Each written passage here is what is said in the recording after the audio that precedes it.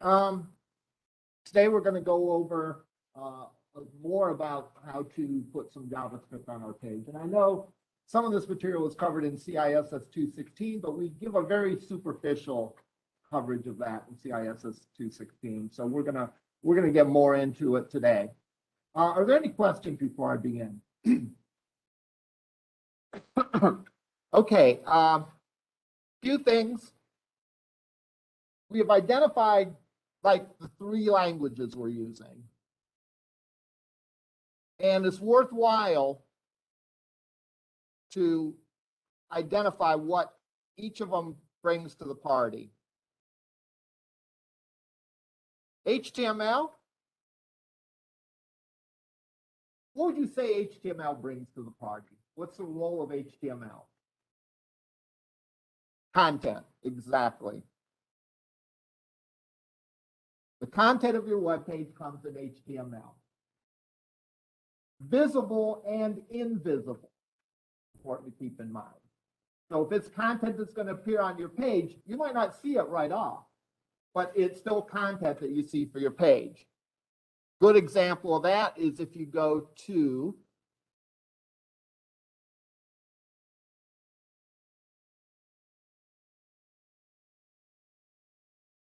ESPN and you put your mouse over that.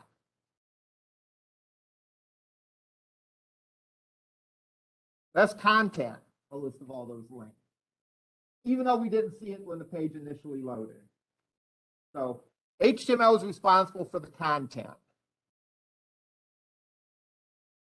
What's CSS responsible for? Yes. The appearance. So in that case, the appearance was if it was visible or not. We could see the content or not. That was an aspect of the appearance. So it can be hidden or it can be shown. It could be the color of something. It could be the font of something. It could be any aspect of the appearance, anything you can think of that relates to the appearance is going to be handled via CSS. The other thing, along with appearance, and this is just really a different aspect of appearance, is a physical layout. So the fact that the navigation is along the top of the page instead of along the side. You might not have, if you've written the page well, you might not have to change the HTML at all to accomplish that. You'd be able to change it just by changing the CSS. So the appearance of the page, and an important aspect of the appearance is the physical layout. JavaScript, then, we talked about last time, handles the behavior. Another way to put that is interactivity. And it's interactivity that happens typically, for the most part, without going back to the server. Now, later in the semester, we're going to talk about AJAX, which sort of brings the server into the picture for client-side interactivity. But right off the bat, the JavaScript we're going to be looking at happens on the client side, so that means that we're not interacting with the server at all. We're doing everything client side. That's why, by the way, if you notice, we go here, that appears instantly. There's no lag where it goes and asks the server, hey, give me the contents of this. And in fact, we don't even really see anything going down, like where it says, please wait, loading, or whatever down in the status bar down here. Boom, it just appears. All right, that's a sign that this is all happening client side. All right, so these are the 3 roles that these different technologies play. HTML and CSS. We've talked about in CISS216, so we're not going to dwell on that, but we're going to touch on some CSS stuff that might not have been as relevant in CISS216. For example, we're going to hide some content, all right?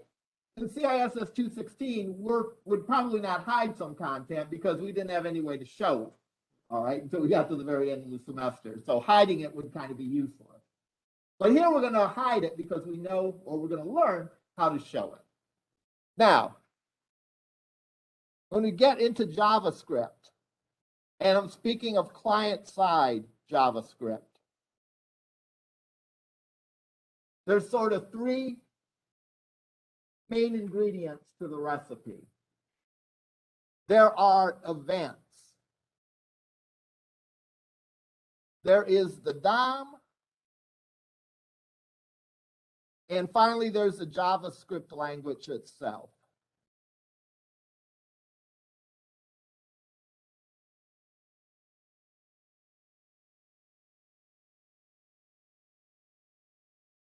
Events are typically how most JavaScript on a page is initiated. Typically, the user does something, or maybe the browser does something, like finishes loading a page. But at any rate, something happened, and that's a sign for the JavaScript to kick in and do something. In this example, the event is the user puts their mouse over one of these links. So that's the event, all right? We can look up a list of events.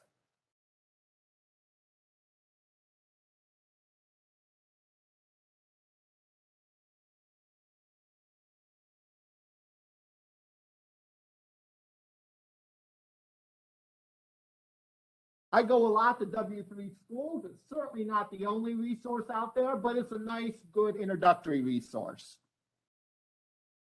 HTML events, and they show some examples on click, on click, on click. And here's a more common list of events. On change, on click, on mouse over, on mouse out, on key down, on load.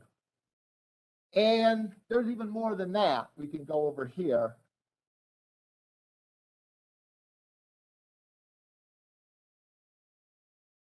For more events that we can have.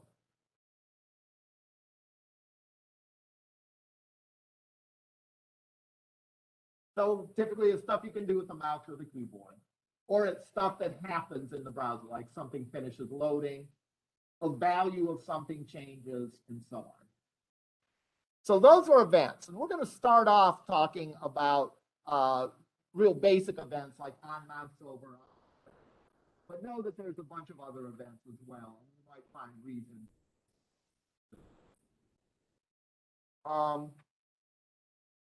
That's the whole idea of interactivity, right? Something happens, the web page responds. So user puts their mouse over the link, the submenu appears. Right? User takes their mouse out of that link, the submenu disappears. So that's interactivity, and it begins with event. All right. The DOM is the next one. The DOM is the manner in which we refer to things on the page. All right. If we're going to be changing stuff on the page, you have to be able to point to what we want to change. We have to say, change this on the page. All right. Or if we want to access a form and we want to make sure that the password and the confirmation password are the same, right? We have to be able to point to those text boxes and make sure that their values are equal. So JavaScript is heavily involved in pointing to things on the page and then doing something with them. And there's any number of ways we can point to things on the page. We're going to talk about the most basic one first, all right? So we put our mouse on academics, a submenu appears. Mouse on student resources appear, and so on. How does the browser know to show this submenu as opposed to this submenu? Well, it's able to point to the thing on the page and say, this is the one I want to do something to. Now, there's a lot of ways that we can do this. One of the main ways is through the statement, document get element by ID.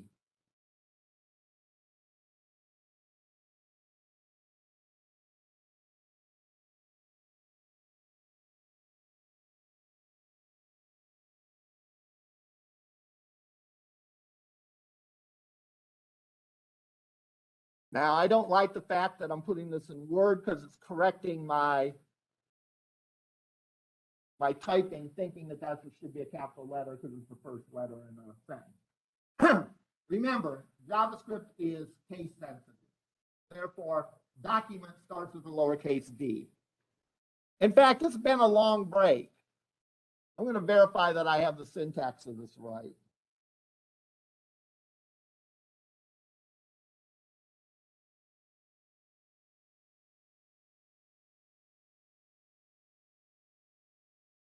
And I don't. Good thing I checked. That makes more sense. Typically, elements in the DOM follow what they call the camel case, where the first letter is lowercase, and each subsequent letter is, each subsequent word is now, what this does is this points to things on the page. Everything it points to on the page has certain attributes to it. All right. So let's look at something that isn't a menu.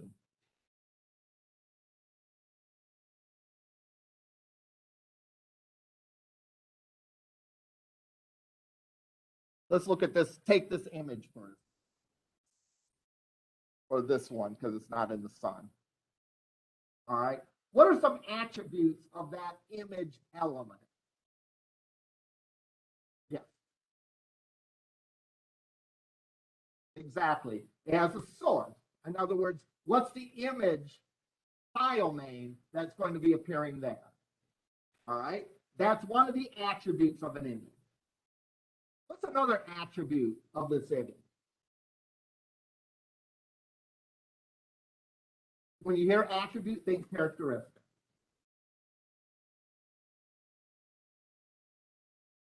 Yes. The size absolutely would be. That's another attribute. How big is that? All right. So we might not set that. We might accept the default, but we can accept the size of the image. We could make that, for example, 33% of the available space. Other elements would include, there's a border around it. Right? We could potentially put like a little frame around it if we wanted. There is the margin and padding and those kinds of things. There is the type of tag that is. Is that a block or is that an inline tag? The bottom line is for any element on the page, there is a lot of different attributes. So therefore, when we point to the element, pointing to the element is not enough. We have to point to the element and say what part of it we want to do something with. So maybe we would have a list of thumbnails that we put our mouse on and would change the source and show the bigger image for the thumbnail. In that case, we would be changing the source attribute.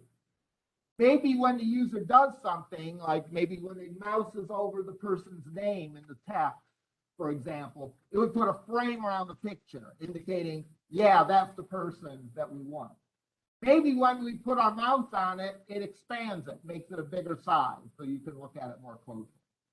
All right, all these things are attributes of that image tag, and all of them can be changed. So when we use document.element or get element by ID, we're going to be changing attributes. And we're going to be changing either attributes that are in the HTML or attributes in CSS. All right. And here's the good news. For the most part, in JavaScript in the DOM, the attribute names are the same as attribute better defined in HTML or CSS. What do I mean by that? If we want to change the source, in other words, the file that it comes from, we'd say document get element by ID, id.src, right? That's the same attribute that we use in the image tag, right? Because it's the same thing. I mean, this is just two different ways to set the source attribute. You can do it via your HTML code, or you can do it via JavaScript.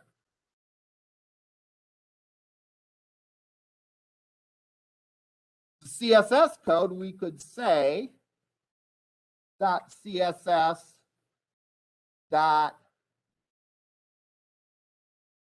.border, for example.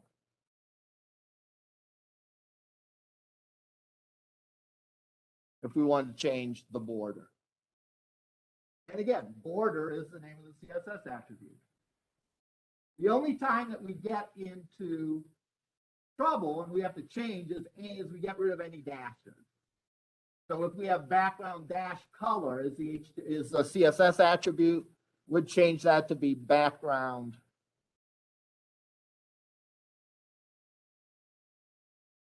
color like that.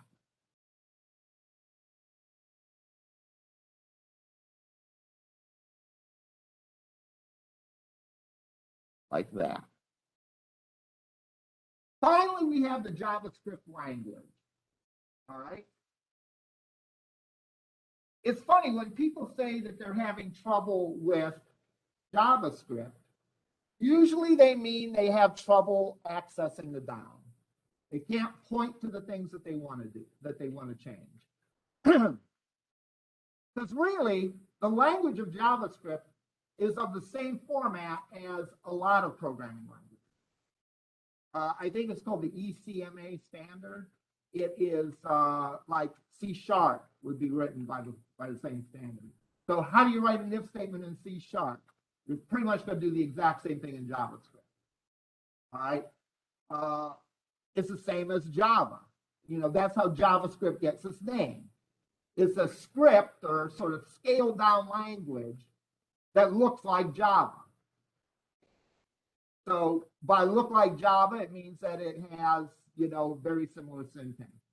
So really a bulk of what we're going to be doing is right here in finding out how to point to different things on the page and change them. So we're going to start off with a simple example, and we might have gone over this one in 2.16. I don't remember, but away we go. I'm going to use Visual Studio Code, and for the most part, you can use whatever plain text editor you want. So you don't have to use Visual Studio Code. You can use Notepad++. You could even use plain old Notepad. But there is an advantage to using certain text editors. We'll see, for example, in Visual Studio Code, there's Intellisense. So as you type in a tag, it shows you what the values are. And that's very useful, like if you're trying to remember what it is you need to do. So I'm going to start out with a very simple page.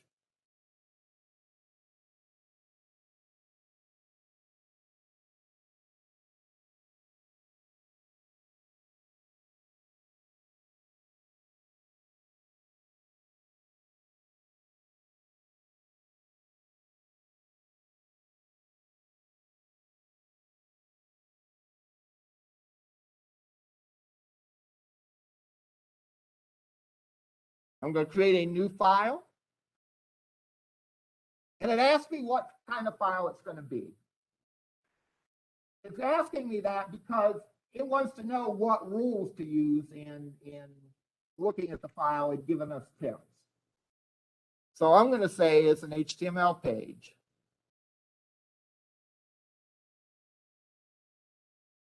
All right. Hey, isn't that lovely? It gives us a head start.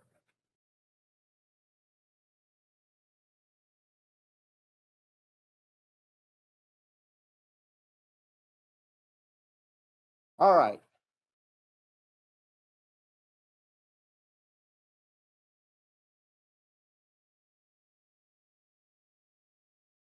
We're going to do a page of spoilers.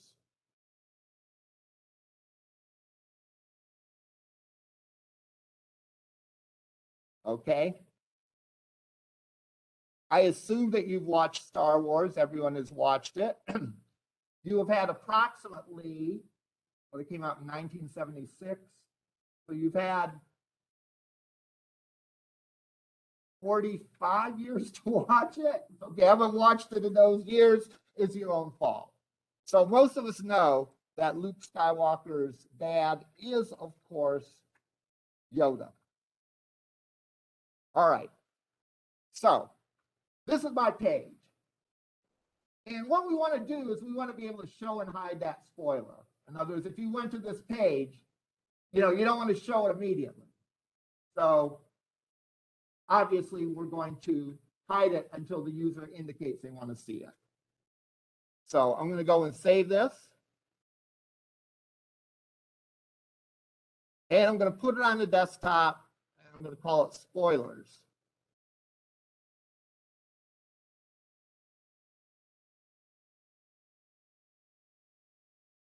Save it. So I've done the HTML of the page, essentially. I've done the content. And if we look at this page,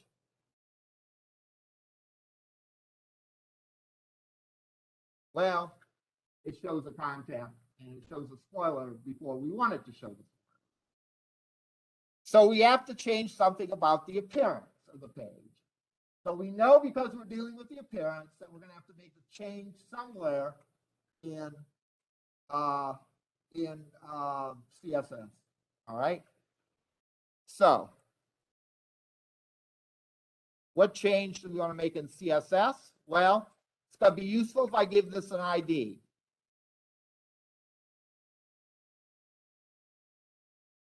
Because I don't want to hide all the paragraphs. I only want to hide one of them. Which one of them do I want to hide? I want to hide all the elements that I could do this a couple different ways. All right, I could do this, right?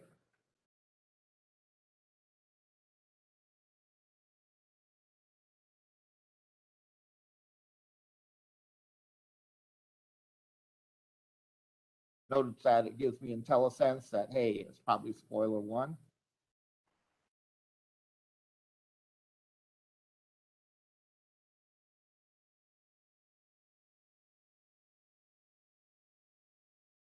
Gives me my choices.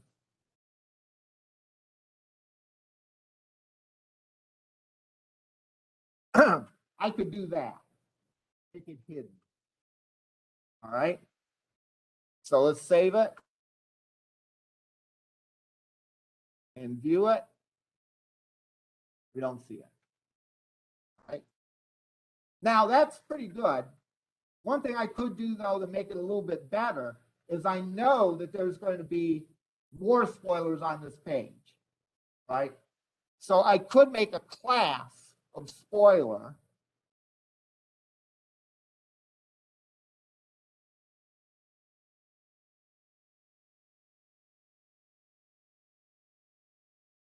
And put the class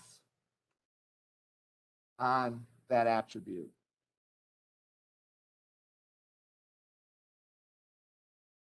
All right. Why is this better to use the class instead of the ID? Yeah.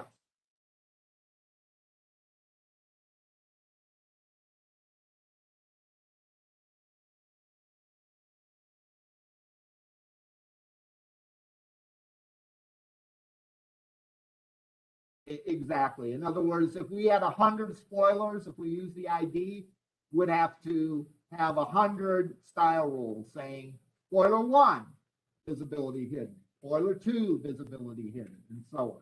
Here we can just define a class. All right. Couple of things about this. Number one, look for reasons to use classes instead of IDs for styling rules. All right. So if you're looking at something, don't just say, I want to make this invisible. Say, why do I want to make this invisible? And are there other things similar to it or will be similar to it on the page? So in this case, I want to make this invisible because it's a spoiler. All right. Are there going to be more spoilers on the page? Yeah. All right. Therefore, it's better to make it a class than an ID. Another thing is notice the name. I could have made the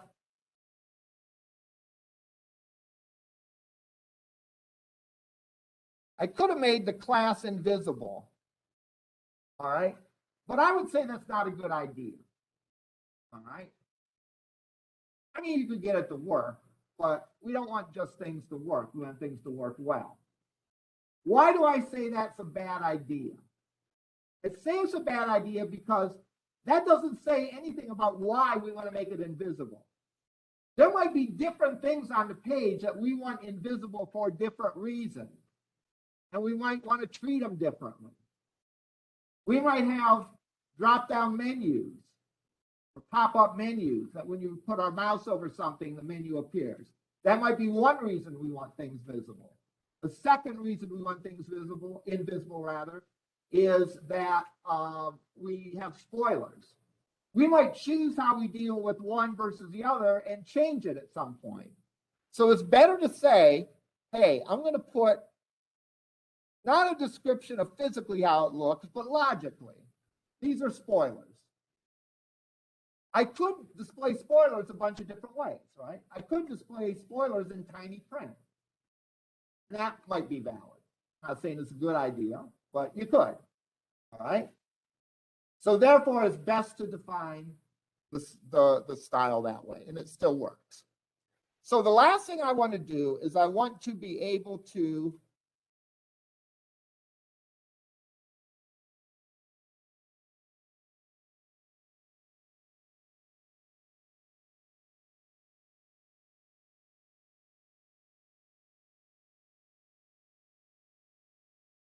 this is almost too easy. It gives you those things. In fact, I take it back. You can't use Visual Studio. No, I'm just kidding. On click equals.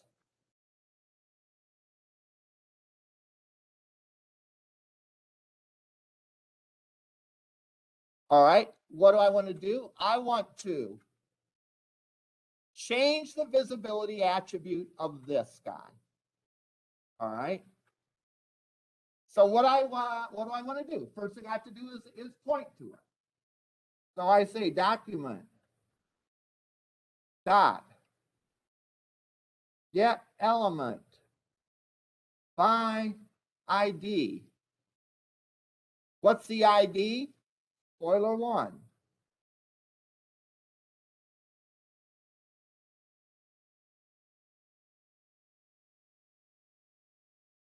What do I want to change about it? I want to change part of the style. And what about the style? I want to change the visibility. And what do I want to change the visibility to? Visible.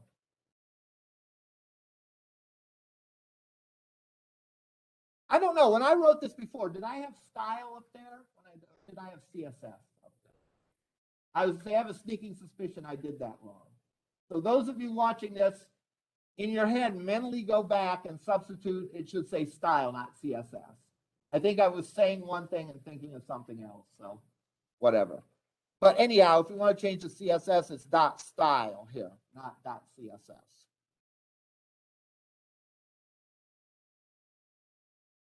Notice that I'm using two different kinds of quotes. All right. We do that so as not to confuse the browser. The double quotes go around the whole JavaScript expression. The single quotes go around the stuff inside that. One thing that seems to confuse students is when to use single quotes or when to use quotes in a statement period. All right. Use quotes when you're not referring to a DOM expression, a reserved word, all right, or a variable. In this case, spoiler 1 is a value. So if it's a string value, right, there's not a DOM element called spoiler. That's the value of one of our IDs. Likewise, visible is the value of one of our attributes, the visibility. So we put quotes around them. And again, we use the double quotes to designate the beginning and end of the whole expression. We use the single quotes where they're needed inside. You can reverse that, by the way, if you wanted to. I just usually do it this way. So we go here, show spoiler. Luke Skywalker's dad is Yoda, right? We don't have anything to hide that spoiler again, though. So let's do that.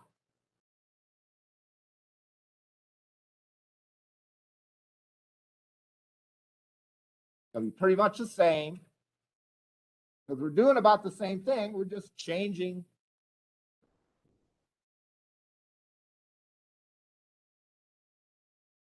We're just changing the value. Instead of making it visible, we're making it hidden again.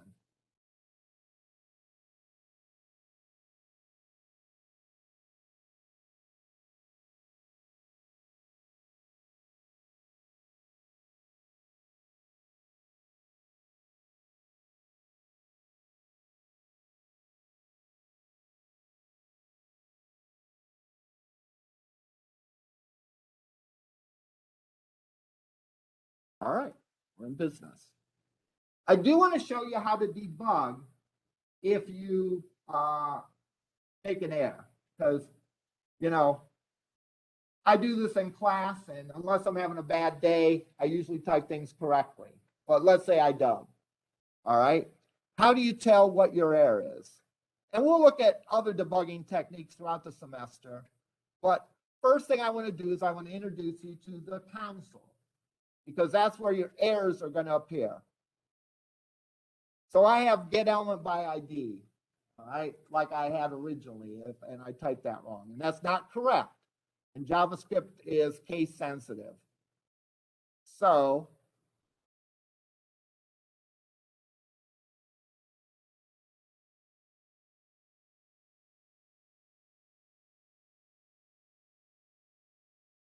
nothing happens.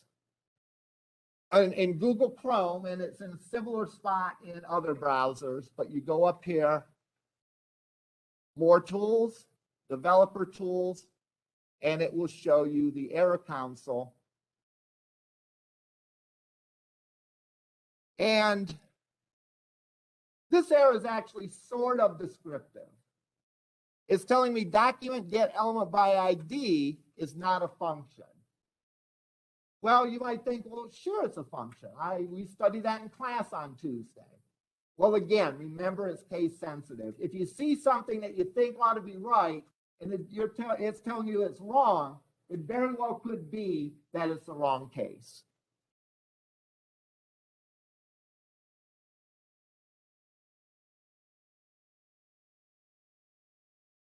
So we can change it back, and we're in business. What if I did something like this, spoiler 2?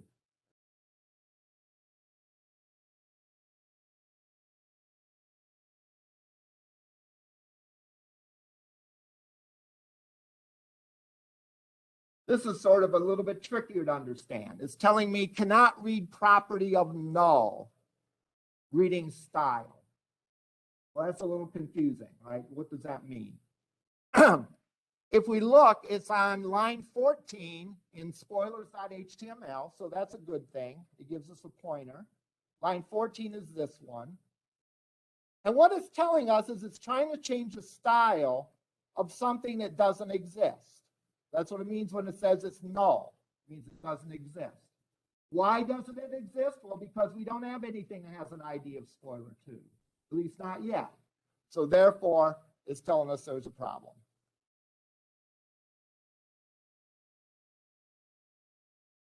All right, let's add the second spoiler.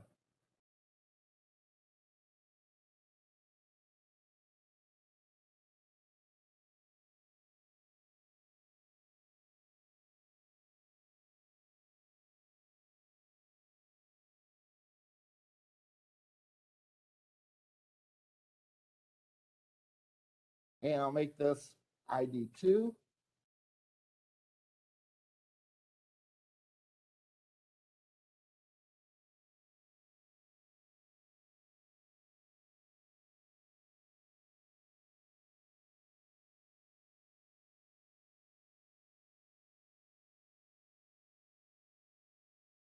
Baby Yoda is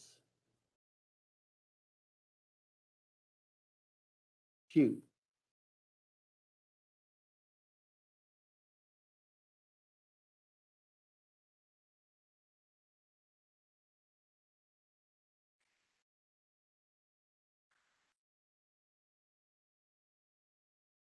All right.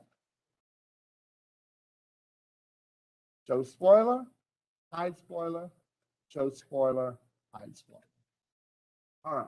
I'm in business. I'm doing things to more than one thing, or more than one spoilers that I'm hiding. I didn't have to change the CSS at all because I used a class, and that's a good thing. Now, notice that there's a little gap between this paragraph and the button. The reason there is because I defined the visibility as hidden. What it means is, what hidden means is it's sort of still there taking up space. We just can't see it. So if that's what you want, use visibility equals hidden. If that's not what you want, then what you could do is make the display value none.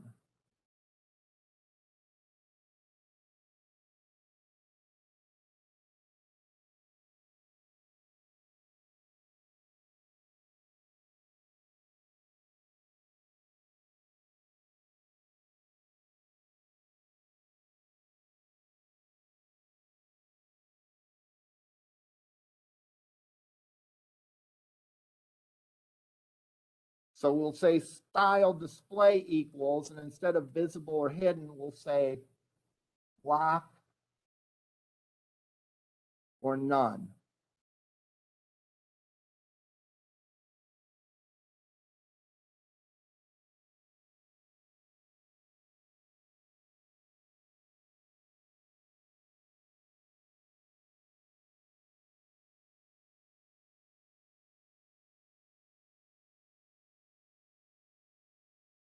I think I took care of everything. And when I say display none and I change it to display block, I get rid of that gap between them. And when I show the spoiler, it bumps everything down.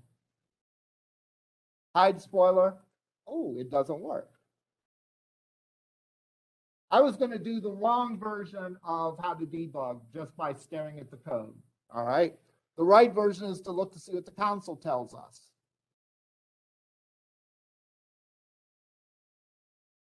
Oddly enough, the console doesn't tell us anything.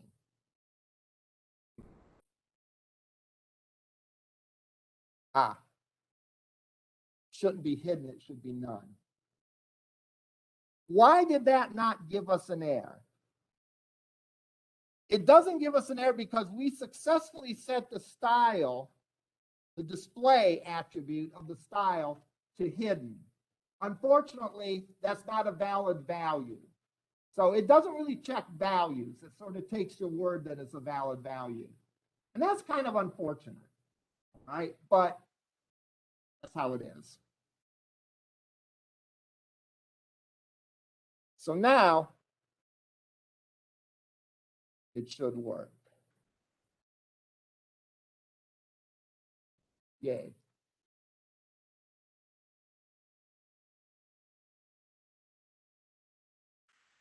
Now it should work. Okay. Now,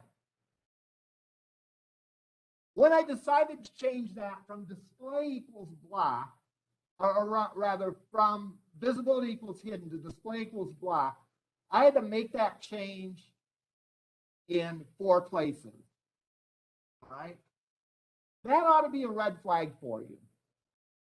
Did any of you guys ever see the TV show Pee-wee's Playhouse? Okay. Pee-wee's Playhouse had the word of the day.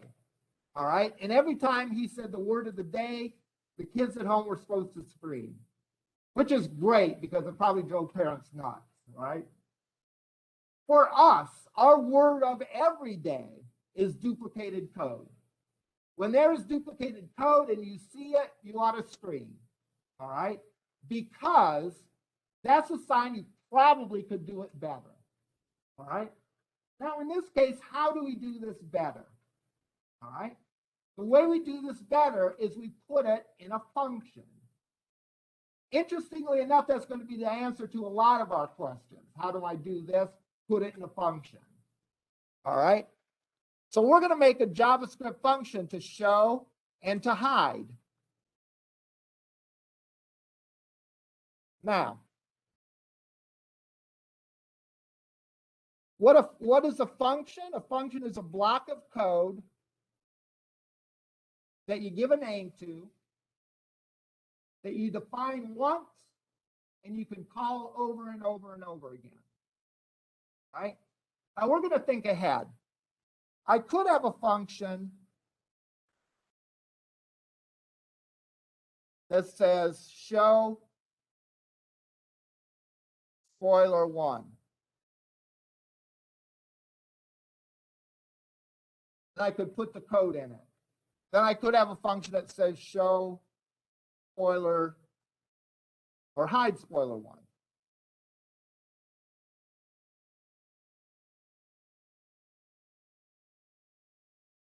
All right.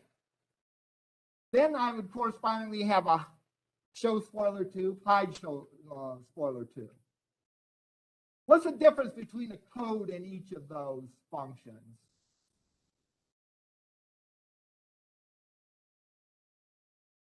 Well, the difference is it's just going to show or hide a different ID. All right. Otherwise, the function is going to be the same. So we pretty much have duplicate code. I didn't hear you guys scream. At home, did you scream? So we're going to fix that. We're going to have one function that says hide spoiler and one that says show spoiler. But we have to say which spoiler we want to show or hide. Therefore, to tell a function what specific thing you want to change or do something with, you put an argument on that function. In our case, we're going to give the ID of the spoiler to the function.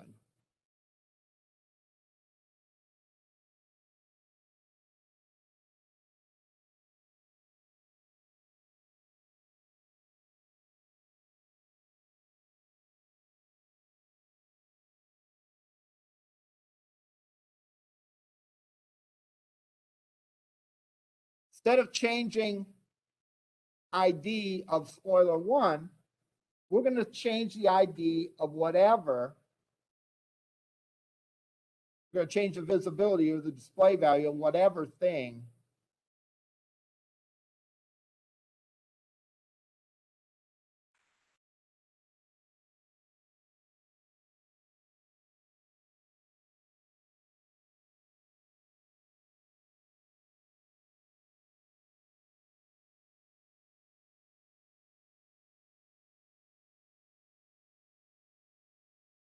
or hide it again by making the display value none. Why is ID spoiler not in quotes? Or soon will not be in quotes? Yes. It's not a value, it's a variable that contains a value. So variables that contain values or arguments that contain values don't get put in quotes. So this is how we define this. Now, how do we call it? Well, instead of having this long expression, we will just say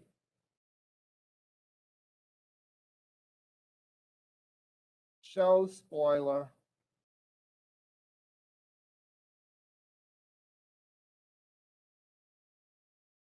spoiler 1.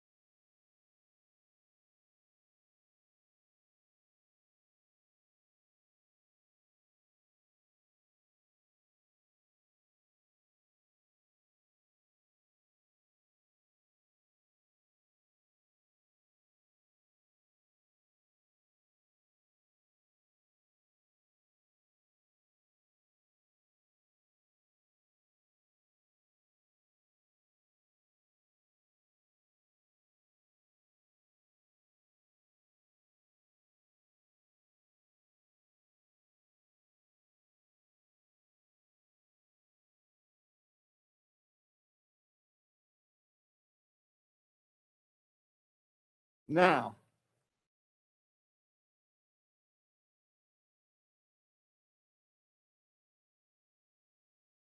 it should work.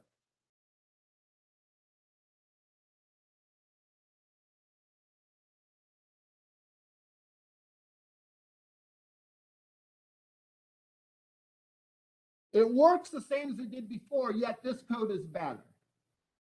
When I say code is better, what do I mean? Usually I mean it means it's easier to change. So for example, if I decided, no, I want that gap to be in there, and I decided I wanted to set the visibility to visible and change it back to hidden here, I just have to change this, this, and this. I will not have to go and change all these things. And for 2 spoilers, that's not that big of a deal. If I had 100, it probably would be a big deal. All right. How is this different than your assignment? Not this week's assignment, with the one that's due next week. For next week, you have to make tabs. Well, what do you have to do to make tabs? You have to be able to show and hide things. When you click on a tab, you have to be able to show that tab and hide every other tab. Okay? Hint, you could start off by hiding them all and just showing the one that you want to show. So that's the JavaScript piece of it. All right. Have a function that when you click on it, it takes the value of an ID, hides everything, hides all the tabs, and then shows the one that you want to show. And when I say show, there's probably a couple things you have to do. You probably have to change the color of the tab, I think, and make the section visible. All right. And we can talk more about that if you have questions. The other parts of it, how do I make it look like tab, which, you know, like this, where there is tabs on the top of the page and content on each tab? That's largely not a JavaScript issue. That's a CSS issue. How do you make it look? Remember that triangle, the triangle of client-side languages. You have to keep in mind, is it content?